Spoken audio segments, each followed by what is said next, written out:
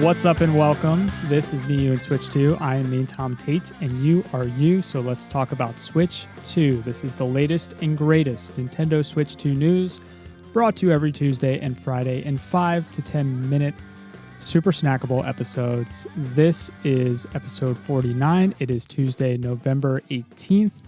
Hope that you had a great weekend. The big news since we last spoke has been all about Metroid Prime 4 Beyond. Nintendo gave us a 7.5 minute overview trailer, which revealed a lot of details that we haven't seen before. So this game is so close to being released. It'll be out on December 4th, and I was actually kind of shocked that we didn't get a full game direct like we did for Mario Kart World and Donkey Kong Bonanza. And I mean, come on, we got 2 full-length directs for Kirby Air Riders. I've watched movies that have been shorter than the amount of time I invested learning about Kirby Air Riders. So I guess, maybe there's this idea at Nintendo that this game appeals to a subset of fans that'll buy it and play it no matter what. I don't see, though, why you wouldn't want to give it more airtime, because it is kind of a big holiday title for Nintendo, or at least it feels like it should be. Anyways, we learned a lot more about the initial game scenario in this video. We learned about the planet Vuros that you are stranded on. We learned about your scanning visor. We have the morph ball back. We have the power beam back. There's some new gameplay mechanic that is tied to a mysterious psychic ability or various psychic abilities that you get on this mysterious planet. And there is a psychic glove. So it feels like there's going to be this element of manipulating the environment, kind of like in Breath of the Wild or Tears of the Kingdom, using these psychic abilities. It's pretty cool. There's a motorcycle that you can use to traverse kind of a big open area in the game. And there are allies that you encounter with dialogue, and more on that in just a minute. So obviously the graphics look really, really good for this game. I was getting some Halo vibes personally with some of the art direction when I was watching this preview. It looks great though. Like, I can't wait to check out this game and see how it feels. Many of the top video game journalism outlets, they got access to a playable preview. So I read through a lot of those previews, and I have them linked up in the show notes if you want to go check those out. Here are some common themes and highlights that I picked out, just kind of reading through their responses. So Game Informer's Eric Van Allen, he's one of my favorite podcasters over at Axe of the Blood God, if you want to check out that RPG podcast. He said that it looks great in both docked and handheld modes. He mentions a companion character that adds some narrative background and comedic relief. But one thing Eric praised specifically was the mouse controls. And here is a quote from Eric. "The mouse controls genuinely surprised me.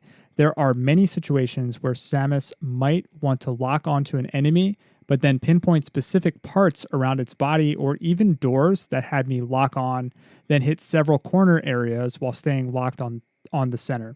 Mouse controls felt perfect in those moments, allowing for quick and precise targeting while on the move." IGN's Logan Plant was a little less enthused about the companion character, Miles McKenzie.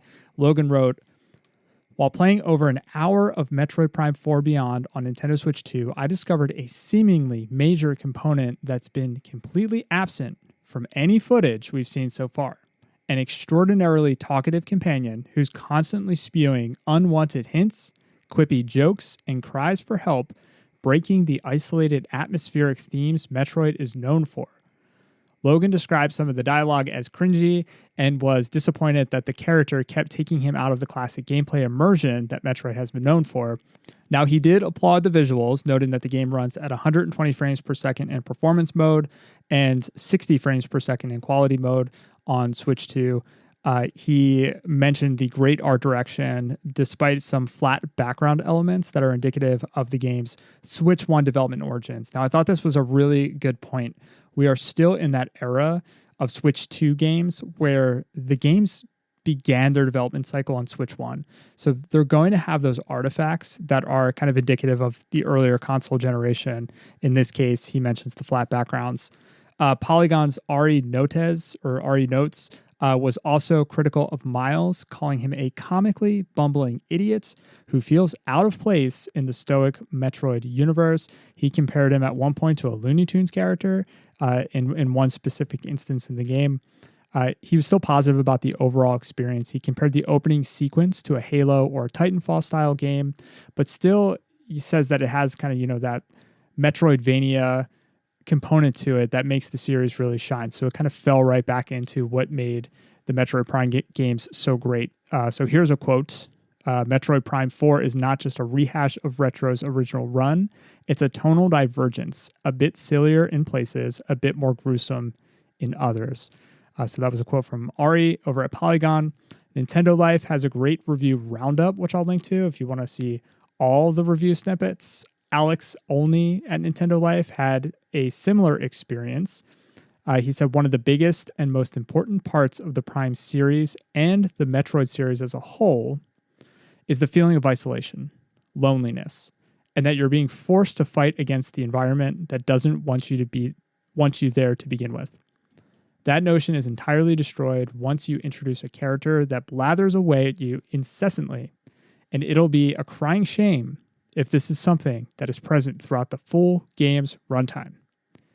So again, mixed reviews on the NPCs, on the companion characters. So we'll see when the game releases in a few weeks if that element really ruins the overall experience, if it's that overwhelming. It certainly seems to be in this early preview of the game. The game releases on December 4th for Switch 1 and Switch 2.